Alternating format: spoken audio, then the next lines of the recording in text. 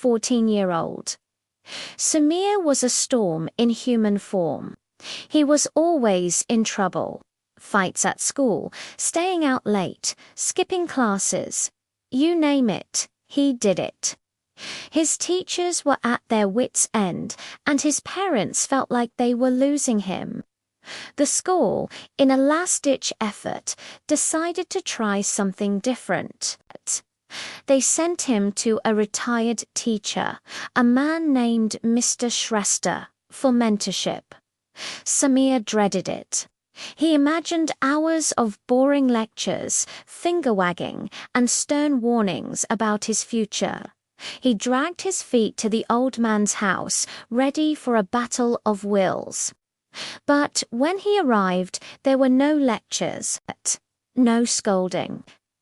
Instead, Mr. Shrestha, a man with kind eyes and a gentle smile, simply handed him a paintbrush. Samir was confused. He looked at the brush, then at the old man. Mr. Shrestha pointed to a large blank canvas. "Paint your anger," he said softly. "Show me what it looks like." For the first time in a long time, Samir was speechless. He didn't know what to do, but something inside him responded to the invitation. He grabbed the brush, dipped it in a jar of angry, blood-red paint, and attacked the canvas. He splashed and slashed, covering the white space with violent strokes of red, black, and dark grey. It was a mess, a chaotic explosion of his inner turmoil. When he was done, panting and exhausted, he looked at his creation. It was ugly, it was raw, but it was honest. Mr. Shrestha just nodded, not a hint of judgment in his eyes. "Come back next week," he said. And so Samir did. Week after week, he returned to the quiet house and the waiting canvas. He painted his frustration, his sadness, his confusion. He didn't have to use words. The colors did all the talking for him. Slowly, almost without him noticing, the colors on his canvases began to change. The harsh reds and blacks started to give way to softer shades. Deep blues appeared like a calm night sky. Then came gentle greens, reminiscent of a peaceful forest. And one day, to his own surprise, he found himself reaching for a pot of shimmering gold. The chaos on the canvas was transforming into something beautiful, something with depth and meaning. His paintings started to look less like a tantrum and more like a landscape, a sunrise, a quiet river. The storm inside him was finally starting to calm.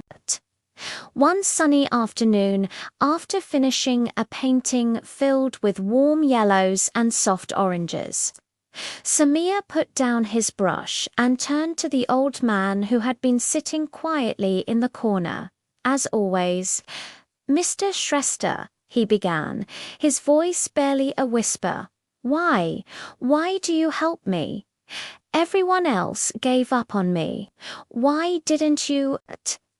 The old teacher looked up from his book, his eyes crinkling at the corners as he smiled. He didn't give a long speech or a complicated explanation.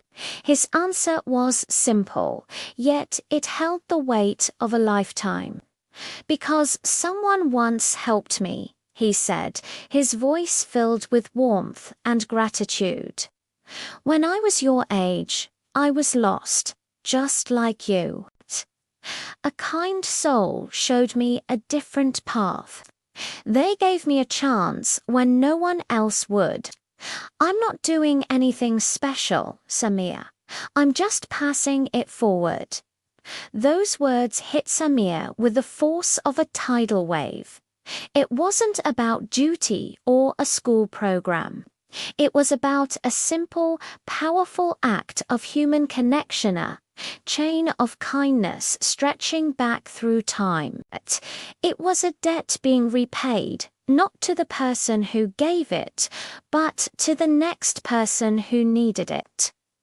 That moment changed everything for Samir.